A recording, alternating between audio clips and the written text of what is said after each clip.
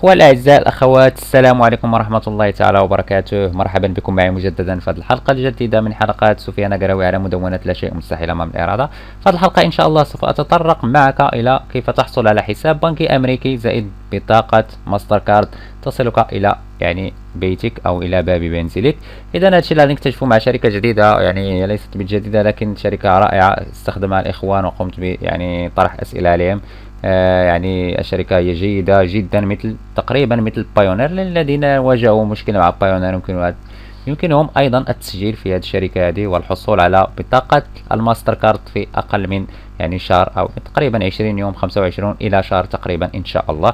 إذا أول شيء تدخل إلى موقع باكسون.com كما نلاحظ هنا، إذا أو بيكسين بانكوم، المهم تقريبا لا أعرف تقريبا نسبة النطق لها. إذا ثم بعد ذلك أقوم بالدخول أو الذهاب إلى سينياب كمان، إذا بيرسونال أو بيزنس. إذا نحن الآن أنا عادي سوف أستخدمها مثلا إلى بيرسونيل. إذا أول شيء أضغط على سينياب. إذا بعد الضغط على السينياب يجب علي أن أقوم بملء الاستمارة هنا كما نلاحظ. إذا أول شيء الإيميل، إذا هنا تقوم بعمل إيميلك الخاص، ثم نوع الأكونت بيزنس أو بيرسونال، ثم الباسورد. هنا تختار كلمة security أو security question. إذا ثم هنا answer والإجابة عنها. إذا طريقة سهلة. ثم النيك نيم الذي تريد الدخول به، وهنا كود الكابتشا. إذا سوف أقوم بملء هذه الاستمارة لكي أمر إلى طريق إلى تتمة، بدون أن أضيع الوقت في ملء الاستمارة في الفيديو لكي نقتصر الوقت. إذا أخي الكريم، بعد أن قمت بإدخال مثلا على سبيل المثال قمت بإدخال الإيميل الخاص بي هنا، يطلب مني كود الأكتيفيشن. إذا أذهب الآن إلى الإيميل الذي قمت بالتسجيل عليه لكي أذهب وأقوم ب النقر أو كتابة كود الأكتيفيشن الذي تجده هنا كما تلاحظ معي أخي الكريم أختي الكريمة. إذا هذا هو كود الأكتيفيشن كما نلاحظ. أقوم بوضعه ثم أقوم بالنقر على Activate. إذا أنتظر ريتما يتم عمل الأكتيفيشن. إذا الإنترنت بطيئة نوعا ما، إذا فقط الانتظار جيد. إذا هنا term and condition. إذا فقط تقوم بعمل accept ثم I am finally beneficiary. إذا كما نلاحظ هنا. إذا جيد. إذا بعد ذلك أقوم بالنقر على save كما تلاحظ معي أخي الكريم. فقط نضغط على save لكي نمر إلى المرحلة الثانية، هي وضع المعلومات الصحيحة كما تلاحظ معي هنا. إذا جيد. إذا أول شيء تقوم بعمل الاستمارة هنا. إذا الاسم الشخصي، إذا كل شيء واضح. إذا identification number. إذا أن تقوم بملء ما توجد عليه نجمة هنا، ضروري أن تقوم بملئه. هنا تختار الأورو أو الدولار الكندي أو الدولار. أنا أفضل الدولار. إذا ثم تقوم بوضع الدولة مثلا المغرب، ثم هنا تاريخ الازدياد، مكان الدولة. إذا تقوم باختيار كل شيء هنا واضح كما تلاحظ. فقط تملأ الاستمارة. أهم شيء في هذا المكان هو personal address. إذا هنا personal أشياءك الشخصية. هنا تقوم بوضع رقمك الشخصي، ثم هنا تقوم بملء الاستمارة بشكل صحيح لكي تستلم البطاقة أو العنوان الذي سوف تستلم عليه البطاقة. مثلا هنا المدينة، ثم هنا رقم الشارع كما تلاحظ معي أخي الكريم. هنا بيلدينغ، ثم فلور، ثم الزيب كود. إذا هذه أهم شيء.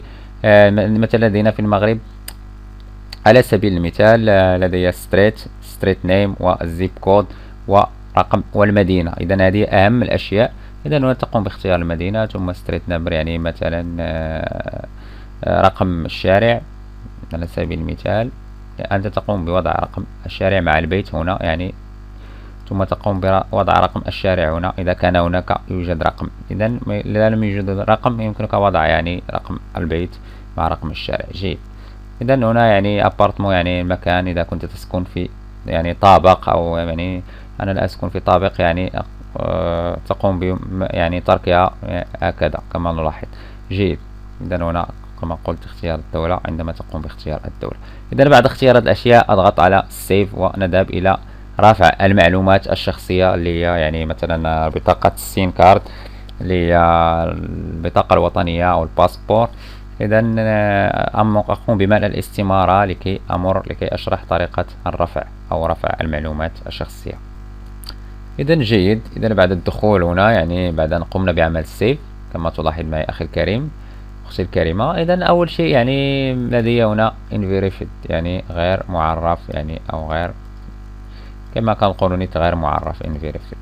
إذا أقوم بعمل فيريفاي لحسابي بالضغط على كليك هير تو فيريفاي لكي نقوم برفع يعني معلوماتنا الشخصية. إذا أول شيء يعني تقوم باختيار مثلا إذا كان عندك باسورد إيدي كارت يعني البطاقة الوطنية إذا شيء من هذا القبيل. إذا أول شيء أقوم بمثلا اختيار على سبيل المثال هنا مثلا إيدي كارت تقوم بوضع رقم البطاقة الوطنية. إذا مثلا جي سي يعني رقم البطاقة الوطنية هنا رقم يعني الوقت الذي قمت بوضع البطاقة الوطنية. إذا كما كتلاحظ معايا هنا جيد. إذا ثم هنا يعني مكان مثلا تضع مروكو إذا كان مكان صنع البطاقة ومكان الإصدار في المغرب. إذا هنا اختيار الدولة المغرب ثم هنا يعني تقوم باختيار ستيت ثم بعد ذلك وقت انتهاء البطاقة الوطنية.